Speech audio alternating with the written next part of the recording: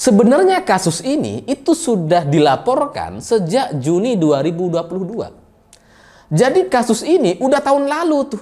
Dan saya nggak tahu.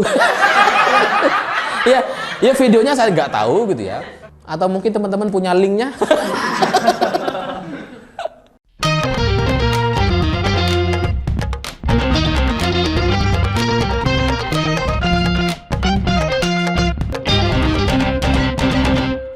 Selamat malam para mantan, selamat malam untuk semua mantan-mantan kalian yang kebodohannya itu selalu bisa kita tertawakan.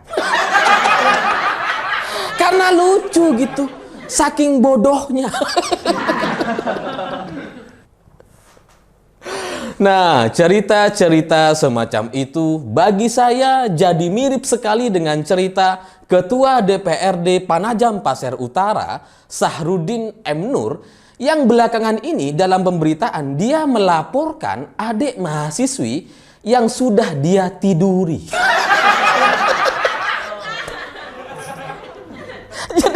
Jadi dia nge-seks dengan seorang mahasiswi gitu ya di hotel. Terus kemudian videonya nyebar di mana-mana gitu. Dan sekarang dia melaporkan si mahasiswi ini. Apa coba gitu? Gimana cara berpikirnya itu? Ya karena kalau dia melaporkan video itu, kan sebenarnya di dalam video itu kan ada muka dia gitu. Dia pelakunya itu. Lalu dia yang lapor. Lucu gitu. Ini sejarah nih. Sejarah kebodohan yang paling kesambet ini.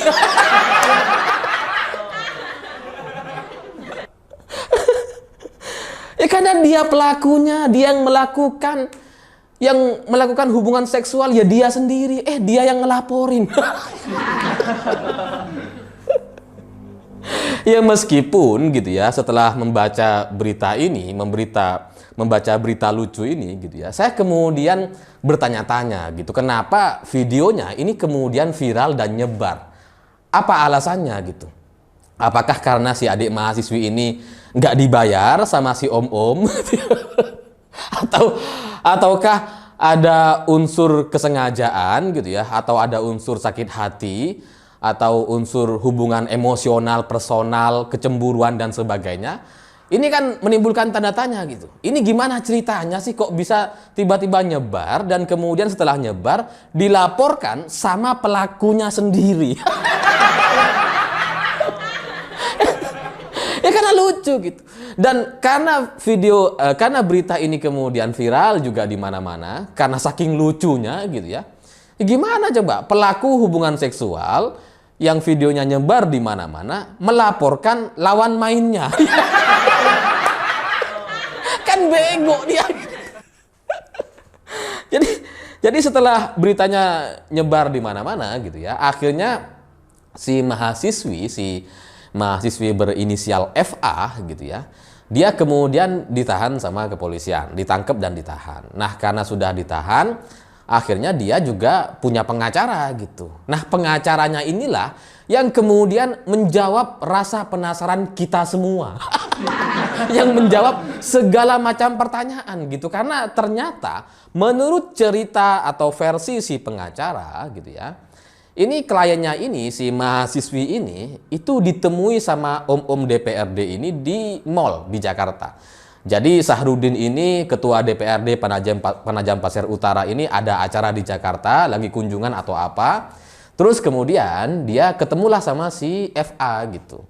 Ya menurut versi pengacaranya, FA ini diajak ketemu karena dikenalin sama temennya.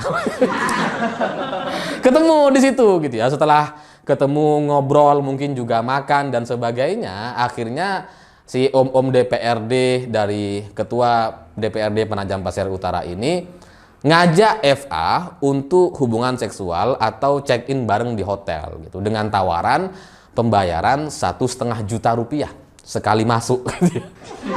Dan karena alasan ekonomi, karena alasan kebutuhan orang tua, kebutuhan kuliah dan sebagainya, akhirnya FA ini setuju gitu untuk melakukan kegiatan-kegiatan di dalam hotel gitu ya. Akhirnya masuklah dua orang ini ke ke dalam hotel gitu. Tapi dari cerita si pengacara ini gitu ya, saya akhirnya bertanya-tanya lagi gitu. Jadi yang sebelumnya pertanyaan saya sudah terjawab, tapi kemudian menimbulkan pertanyaan baru.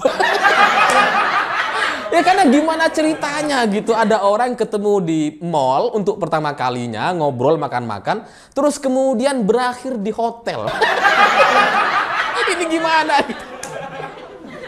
Ya karena menurut pengalaman saya, ya saya kan bertemu dengan banyak orang, termasuk dengan perempuan-perempuan cantik juga di mall dan sebagainya, di kantor dan di banyak tempat gitu ya. Teman-teman sekalian juga pasti kan pernah tuh ketemu dengan teman atau orang baru dan sebagainya.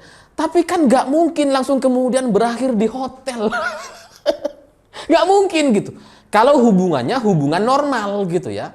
Tapi kalau ini hubungannya kayaknya ini transaksi open BO ini. Sama-sama pengalaman kayaknya gitu. Karena kalau FA beralasan dia dikenalin sama temennya, kan bisa saja tidak menutup kemungkinan temennya itu pernah dipakai sama si ketua DPRD Sahrudin ini. Ya karena mungkin dia udah pernah pakai, udahlah kamu cari temenmu yang bisa juga deh. Biar dipakai juga gitu kan. Ya bisa aja gitu, karena susah rasanya gitu ya untuk mengenalkan seseorang dengan orang baru terus kemudian berakhir di hotel. Itu pasti tujuannya atau niatnya dari awal, sejak awal open BO. Jadi ini kayaknya sama-sama pengalaman dua-duanya gitu. Karena kalau salah satunya saja yang pengalaman susah loh. Sekali ketemu langsung open BO.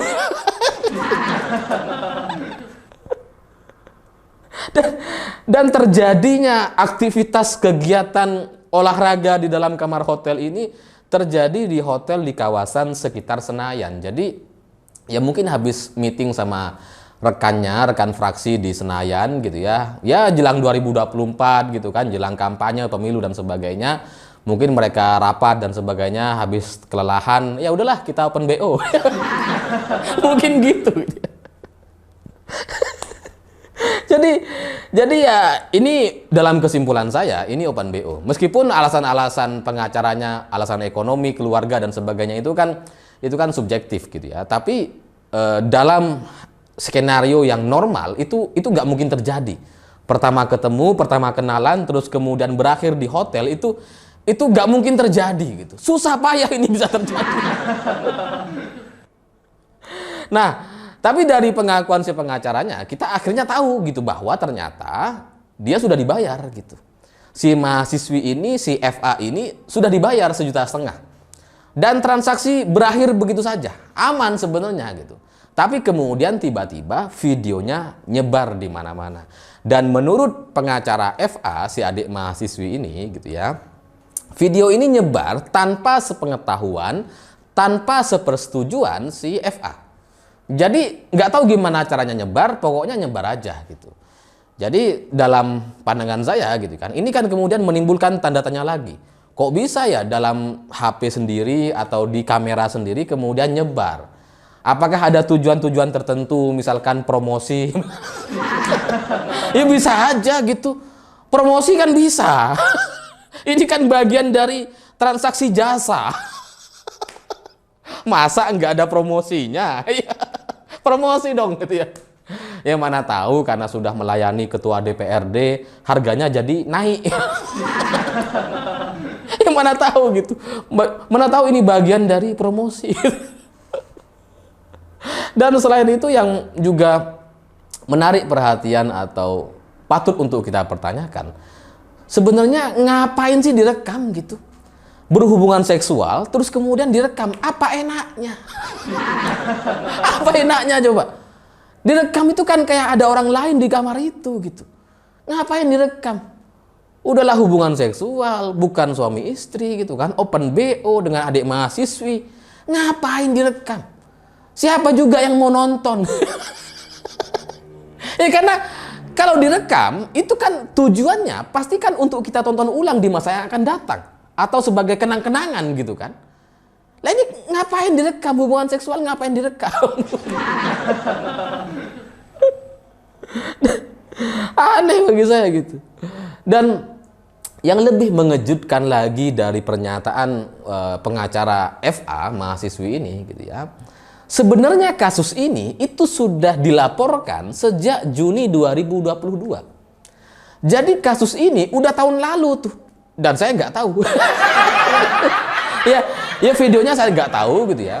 Atau mungkin teman-teman punya linknya. Nggak tahu, tapi katanya videonya itu 3 menit 55 detik gitu ya.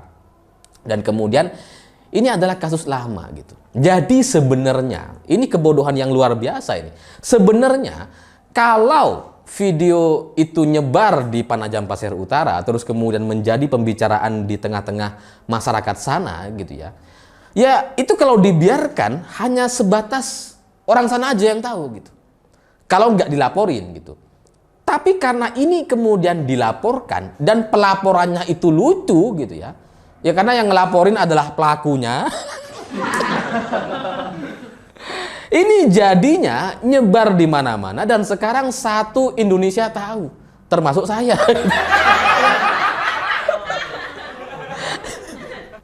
Ini andai nggak dilaporin, ya udah cukup di masyarakat Penajam Pasir Utara aja sebagai konsumsi masyarakat sekitar gitu.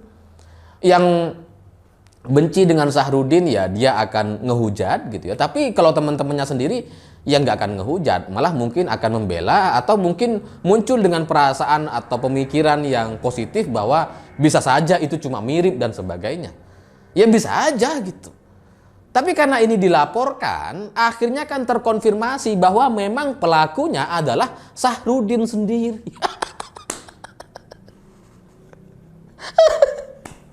Ini ngapain dilaporin gitu? Yang pertama, ngapain hubungan seksual direkam?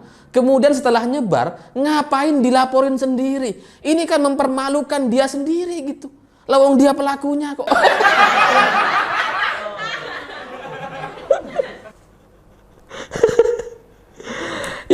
Ya mungkin adik mahasiswi ini dicurigai menyebarkan konten atau menyebarkan videonya gitu ya. Mungkin memang di mata hukum dia bersalah mungkin kalau memang dia adalah pelakunya. Dia yang sengaja menyebarkan, dia salah itu. Tapi kan secara moral gitu ya, pelakunya kan dia sendiri gitu. Dia ngelaporin orang yang dianggap bersalah padahal dirinya juga bersalah. Itu sama seperti cerita orang yang mau beli narkoba terus kemudian ditipu sama temennya karena yang datang adalah tepung. Terus kemudian dia lapor ke polisi itu. Saya ditipu gara-gara mau beli narkoba terus kemudian dikasih tepung. Ya kamu yang salah. Ngapain kasus kayak gini dilaporin?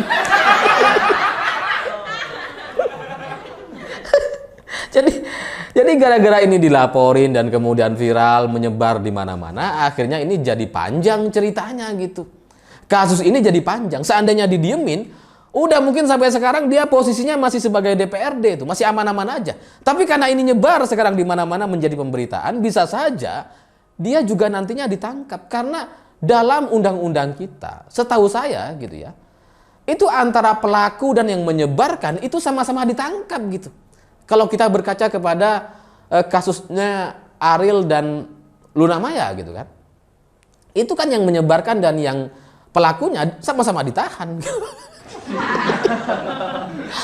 lah kalau dia ngelaporin gitu ya. Dia ngelaporin adik mahasiswi ini kan punya peluang bagi dia untuk sama-sama juga ditahan. Lawang dia pelakunya kok. Dia yang buat video gitu kan. Atau ini tanpa persetujuan si ketua DPRD untuk bikin video atau gimana? Nggak tahu gitu ya. Ya tapi mungkin karena dia ketua DPRD, dia pejabat yang terhormat gitu ya. Anggota dewan yang sangat terhormat dan dia ngerasa punya wibawa, punya citra yang harus dijaga, dia punya power yang luar biasa sehingga dia pengen melaporkan atau menghukum adik mahasiswi ini yang sudah mempermalukan dia gitu. Mungkin karena saking egonya gitu. Padahal kan kasihan gitu, udah disetubuhi, udah ditiduri, sekarang kok dilaporin gitu. Kenapa nggak punya rasa kasihan sedikit aja kepada si adik mahasiswi ini gitu? Karena seandainya nggak dilaporin, ya udah ini selesai kasusnya gitu, nyebar-nyebar aja, tapi nggak jadi bahan pembicaraan kayak sekarang. Gitu. Tapi ya itulah kebodohan gitu ya, kebodohan yang selalu bisa ditertawakan. Ini lucu banget ini. Dan setelah saya telusuri gitu ya, ternyata Ketua DPRD Panajam Pasir Utara ini adalah kader Partai Demokrat. Kebayang nggak betapa lucu dan bodohnya si kader Partai Demokrat ini gitu. Dia yang melakukan hubungan seksual, dia yang open BO ya. Dia yang ngelaporin. Tapi ya karena Partai Demokrat gitu ya, ini menjadi masuk akal bagi saya gitu. Karena kebodohannya itu terkonfirmasi gitu. Sama lah seperti Partai Demokrat yang lain, kader-kader yang lain kan sama gitu. Ini kan ceritanya tuh jadi mirip kayak Hambalang gitu. Hambalang lagi, tapi ini nyambung gitu ya. Hambalang itu kan mangkrak gitu ya. Yang bangun adalah eranya rezim SBY dan kemudian mangkrak gitu. Sampai sekarang mangkrak sih. Tapi Partai Demokrat, kader Partai Demokrat itu sekarang nyalah-nyalahin Pak Jokowi. Kenapa Hambalang ini dibuat mangkrak? Ini yang buat mangkrak adalah Pak Jokowi. Padahal yang bikin mangkrak itu dia. Mirip kayak gini nih. Dia yang open BO, dia ngajak nge-seks gitu ya.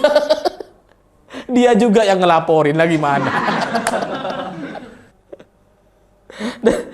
Dan kalau di Panajam Pasir Utara gitu ya, ini entah kebetulan atau enggak, ini Bupati Panajam Pasir Utara beberapa waktu yang lalu itu kan tertangkap karena kasus korupsi gitu ya.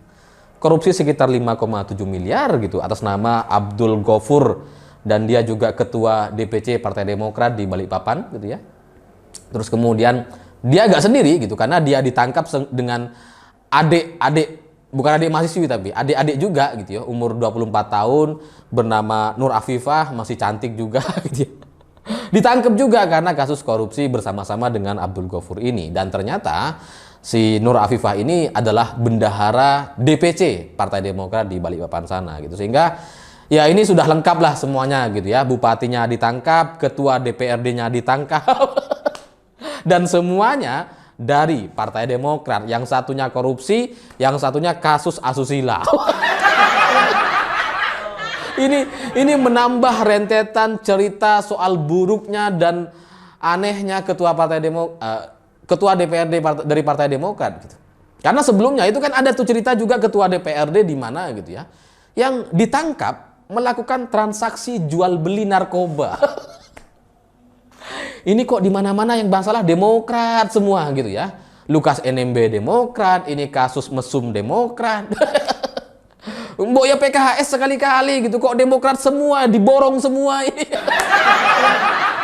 Ya kan kasihan PKS nggak dapet gitu ya.